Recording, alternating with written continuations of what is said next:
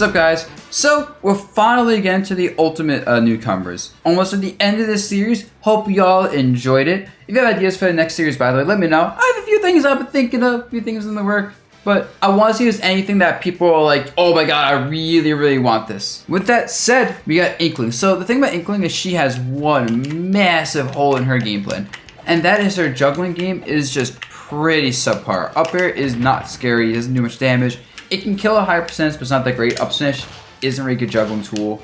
And outside that, she kind of relies on like running around and catching your landings, or like challenging from the side with back airs and forward airs, which it's alright, but it's not really that scary nor reliable with how little landing leg characters have in this game. Along with things like directional air dodges, big hitboxes, beer verses, and all these ways to just land well. She really struggles to catch people landing on platforms. She has to like kind of hard read them. And the only thing she can really do to pressure people kind of shielding on a platform and camping there is doing like this, like doing like full hop and then like falling on top there with like single hit up there if I can get it. And then like you can like kind of catch someone shielding with like this into like a grab if they're not ready for it. Like you can get this, there it is. So yeah, you can basically abuse platforms and just kind of jumping on stage and landing there pretty well versus Inkling. And while she can catch you there, it's hard for her overall. And that's a huge hole in her game plan, I'd say. So this character is like DK in the sense that he's a really solid character, actually. He has like nice hitboxes, good damage output, good speed. Like he has all these great traits, but his frame data holds him back miserably once it's not his turn to play the game. And what I mean by that is once he's stuck in shield, his neutral air is his fastest aerial and it's frame 8. He also has a frame 8 grab and it's not even that big. Also, neutral air doesn't even cover in front of him at first. It like covers more so like below him and like point blank. And then it like spins to in front of him later. So even like it being frame 8 isn't that accurate when it comes to dealing with pressure. His up smash and is like frame, let's see, 12. And it starts behind him as well. So it's not even frame 2 in front of him. And then up B is not an accurate option. So that means if he's stuck in shield, he's absolutely screwed there. Which is why projectiles are so annoying for him. Because you force him to show the projectile and he just hates life. And when he's getting comboed, he just can't combo break at all. Meaning you get to mash buttons versus him more than most characters. And it's the fact that he's a big body, so he's very easy to combo. But he's also lighter than you'd expect for his size. And really your goal is to just find some way to put him in any sort of disadvantage and exploit that as much as possible. It doesn't matter where. That's a huge issue.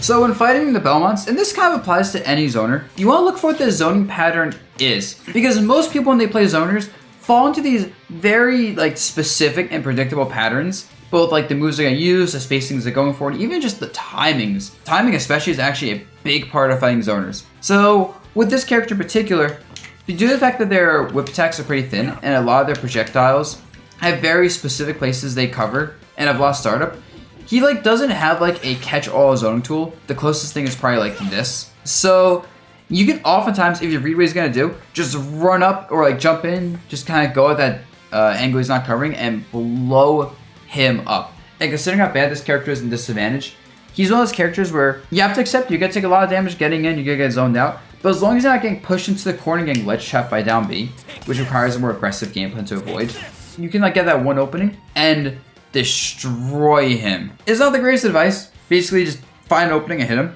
But that's really all it comes down to sometimes is that like mentality of just, you know, take the guesses, make something happen. Also, since he lacks mobility and his hitboxes are kind of thin, it does mean even me not getting in, you can a lot of times kind of like jump around him and make him have to overextend to hit you. Like this is a solid tool, but it's not the greatest juggling tool.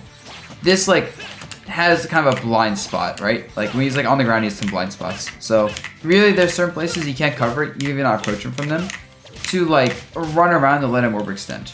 For K-Rool, this one is pretty simple. For edge guarding him, just get to his side. He has to recover in like one specific way pretty much. So as long as you can make sure he gets to the side of his up B, you can edge guard him pretty well. And one thing you can do for that is you can actually like when he's off stage, you can grab ledge. And when you see him up B, you just do ledge drop, go super low and edge guard him. And most characters are able to consistently just be like here and you up being? Nope. Because if you just like don't contest him doing like this, he's gonna recover and he's gonna be a lot harder to fight because he's gonna live way too long. But really, that's like the main thing I think you gotta exploit versus K. Rool more than anything else. Because otherwise, honestly, I feel like this character is a bit underrated in some ways. His zoning is pretty solid. His like buttons are pretty good. He's pretty fast. I guess the other thing to watch out for is that a lot of his stuff isn't that good on block when he's landing with it, like up close. So when he's like jumping and landing, if you could just run up to right to where he's gonna land and shield, you can generally just get free hits on him. I think the best thing it has there is neutral layer. I want to see something real quick with neutral layer. I know they buffed it, which is like -4 or 5 on block, but it's still like, that's assuming it hits you with like the close range hitbox of it. And a lot of K. Rools are gonna do like this, they kind of like fall on top of you with neutral layer, get like a late hit, but they might hit the top of your shield. And let me show you something real quick and interesting about this game for a lot of characters. If someone hits like the top of your shield, what happens is, it's like whatever this move's like normal frame rate is, plus however long it takes to touch the ground from here. So here it hits the shield, and it takes like a couple frames after hitting the top of that shield before it touches the ground. So now this is probably punishable on block. And if that's a weird concept, let me know. And I'll make a video actually explaining that later on. So Isabelle generally just isn't that good at handling shield because side B doesn't beat shield at all. Because like none of her moves do a lot of shield damage. Even when she like pokes your shield with like these back airs and forward airs, there's so little damage that like it's not that relevant. You basically exploit that by kind of just approaching her with shields and letting her overextend by doing things like doing an aerial into like trying to pressure you with tilts, or like her going for like a grab, and her grab is pretty bad for sure. She can like hit you show something like a falling like aerial and like jump away to like kind of safely pressure, but then like she's always able to just get pressure by you going, hey, you're gonna jump in my air shield, do something, jump away, and they just swing versus her. Which is kind of why she might do things like this into a tilt, which is when you just block and punish. And like it's a pretty simple mix-up game that most Ultimate characters play.